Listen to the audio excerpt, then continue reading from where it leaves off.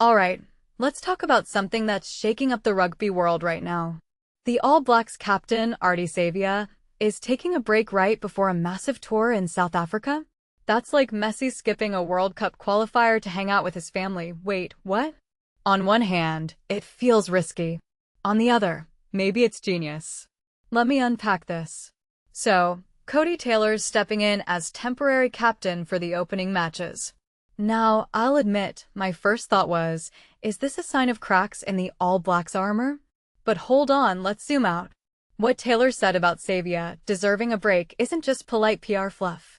It's a window into a bigger shift in elite sports, the battle between relentless competition and player sustainability.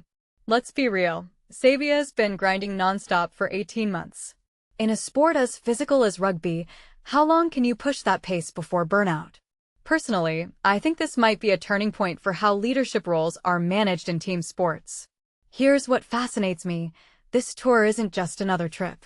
It's a 7-week grind with midweek games, 2 tests against the reigning world champs, and even a finale in the US. Taylor called it a massive calendar. But why does this schedule feel different?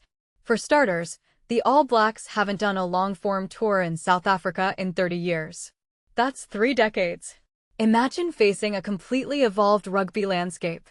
The Stormers, Sharks, Bulls, these aren't the same teams from the 90s. South African clubs now play with a mix of brute force and lightning-fast backs. Taylor's nostalgia for Super Rugby battles? Totally valid.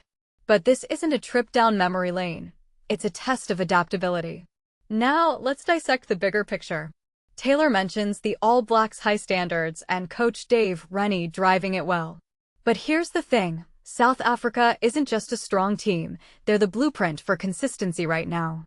Both sides are undefeated in the nation's championship, and the stats show this rivalry's intensity. In the last 5 meetings, the All Blacks won 4, but home teams win 60% of the time. What does that tell me? The Springboks' home advantage in Johannesburg isn't just noise, it's a psychological wall. And with the world's number 1 versus number 2 rankings on the line, this isn't just a tour. It's a statement of legacy. But wait, let's circle back to that rest debate. What many people overlook is how leadership fatigue affects team dynamics. Savea's absence isn't just about physical recovery, it's mental clarity. Imagine carrying the weight of a nation's expectations, match after match. By letting Taylor take the reins early, the All Blacks might be engineering a chess move, keeping their star captain fresh for the high-stakes tests while testing younger leaders. In my opinion, this could pay off huge if Taylor's crew doesn't crumble under pressure. And here's a wild thought. Could this tour reshape rugby's global structure? Taylor lamented the loss of South African teams in Super Rugby, but maybe this extended rivalry tour is the new blueprint. With midweek games and a US finale, it's not just about tradition, it's about expanding rugby's reach. If the All Blacks and Springboks turn this into a recurring event, they could reignite interest in markets that barely notice rugby. So, what's my takeaway? This isn't just about one captain's break or a tough tour schedule. It's about how elite sports are evolving, prioritizing sustainability, testing leadership depth, and playing the long game. Will Savea's rest pay off?